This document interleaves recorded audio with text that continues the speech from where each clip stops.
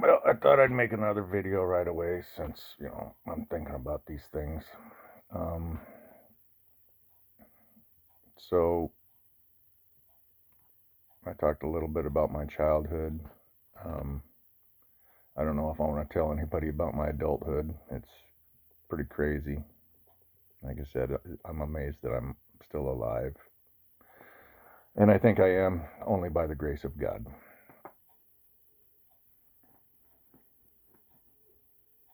But here's one of the things that is probably going to make people mad. I know there's a lot of people who believe the Bible is God's word and 100% the truth. And kitty cat's trying to make herself comfy on my lap like she always does.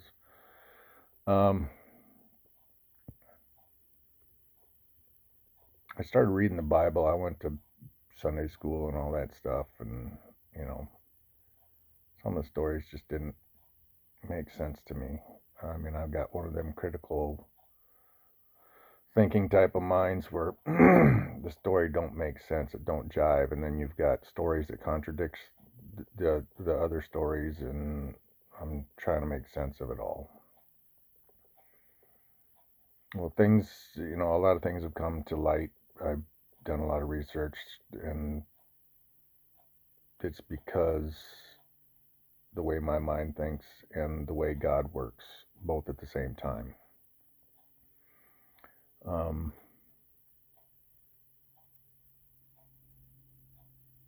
I honestly believe that your path is set. So, if you're doing your thing, don't. I'm not trying to persuade you to do something different. Your path is your path. My path is my path. Um, and he's got.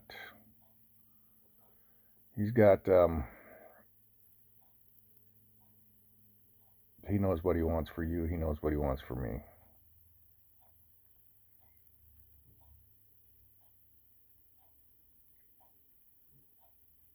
In the very beginning of the Bible, it talks about how God created the earth, the sky, the light, the animals, the humans, all that stuff. But it's like right after that, then it starts on another type of creation story.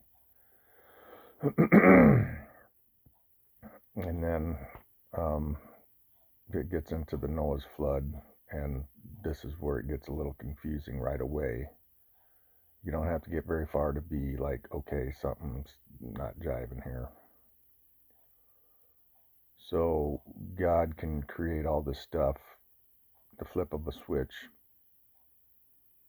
but for some reason he wanted Noah to take 2 pairs of every animal onto this boat that he's made. Noah's supposed to save all the animals as well as himself and his family. That makes absolutely no sense at all. Now, did he just take some animals? Because you can't tell me that he's taken every land species on that boat. That would be over 6 million species of land animals. That's not even, I don't even think that's including the birds. That's that would be impossible. He ain't even gonna. I don't think you could do that in a whole year. And he's supposed to make this boat. The story's a little incredible. Why didn't God just bam make him a boat? Why didn't God bam just give him all the animals? And why did he need all those animals when after the flood's over, God could have just went bam, there you go. There's all the animals back on the planet again. Why did he need to save Noah? Why couldn't he just say, bam, I'm starting Adam and Eve again? The story don't jive. And there's other things too that, like, you know, you want, everybody wants proof of everything, and rightfully so. A lot of the stories are kind of crazy. So there's been a lot of archaeology that's been going on, and I don't think they've been truthful about what they've been finding.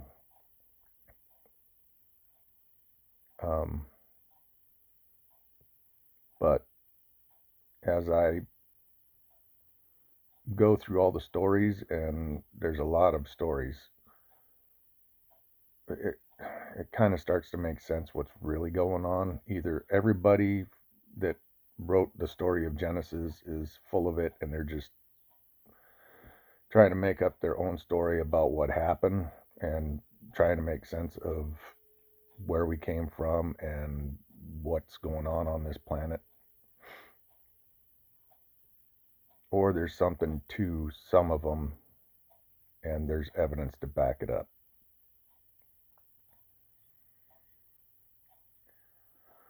So there's at least a dozen Genesis stories, and there's dozens of the flood story. You can go anywhere and find it. What's crazy to me is how crazy the Bible or the Christian Bible theorists, that they want you to believe that the Bible's 100% accurate, no questions asked, and there's proof of it. Well, I'm sorry. There's proof that your stories are, they're falling apart. At least Genesis, anyways. You know, the Hebrews story, that's their story. I think they just grabbed Genesis to kind of explain the beginning. And like I said, every culture's done this. They're all trying to explain the beginning of civilization and how it started and what's you know, where did we come from? That's like one of the oldest questions in the world. Where did we come from? How did we get here? So,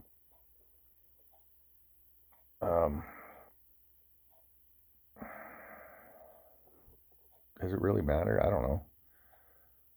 Where do we end up, I think, is more important than where we started. But a lot of the stories have helped me make sense of a lot of things. And there's a lot of people out there, people who are Darwinists, evolutionists, scientists. They want concrete proof of everything, and the thing is you're never going to get proof of everything. Is there evidence? Yeah, and you use that evidence to make use it to make a conclusion. Is it 100% proof? No. I mean, you got scientists talking about the Big Bang Theory. Well, that's starting to fall apart too because of new evidence that they're finding. And that's the thing about it, is the more evidence you find, the more you dig, the more you look, the better technology gets, the story changes and the narrative changes. And that's the same thing with Genesis. Genesis is a crazy story all on its own. Then you read all the other Genesis, the older Genesis stories, and you start to realize that there's kind of a similarities in the stories, and so you can kind of start to deduce what is and what isn't true. And like I said, the earliest Noah, not Noah, they had different names in different eras. The Sumerians called him one thing, the Assyrians called him another. The different stories, he had different names. The Epic of Gilgamesh, his name was Ziusudra. And this is what really crazy is.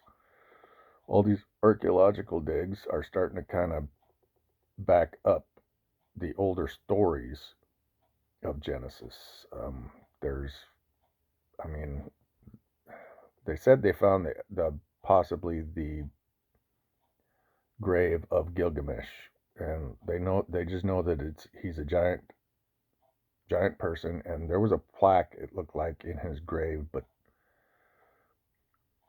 I would love to talk to the German archaeologist that was digging there before the United States came and ran him off. Yeah, apparently some of our military boys went in and told them to head out, and maybe they got word of this, and this is the thing, is that they're trying so hard to hold on to this narrative. They do not want people to know the truth, which is kind of pointing me in the right direction too. There's another young man named Matt LaCroix who's done, he's gone all over the world, and he's done a lot of research, and he's seen a lot of these places firsthand, and he said it's funny how they show you this and they show you that, but they don't show you everything. Like where they built on top of buildings that were already there, and they weren't building the same way. It was a different style of building that was on top of things already. And you can look this up in Lebanon. The Romans were all over, and they did this a lot. They found old foundations of buildings or landing platforms they might have been landing platforms for the ancient text talked about. They talked a lot about an intelligent life form that came down here and kind of pushed humanity forward. But there's no way that human beings could just push these gigantic 100, not even 100, it's 1,000 ton blocks, and they're perfect, and they fit perfect. And then the Romans and everybody else came along later and started building on top of these foundations.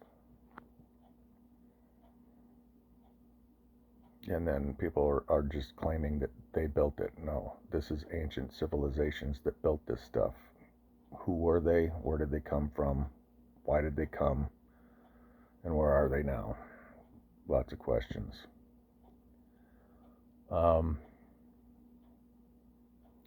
And because of this, the story of Jesus makes way more sense to me. And it's hard to explain until I explain everything else.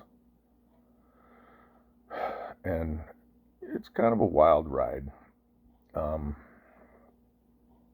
I enjoy telling stories as long as people will listen. I'm not saying I'm right.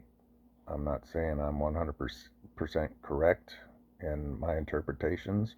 I'm not saying that I know everything, or that I've read everything, or that I've done like a massive amount of research like some of these guys. I don't have the funding. I have no interest in being rich anymore. I tried it. I succeeded pretty well, and it just didn't even make me happy. I don't know why. I'm not meant to be rich, and I think God has told me that many times and shown me.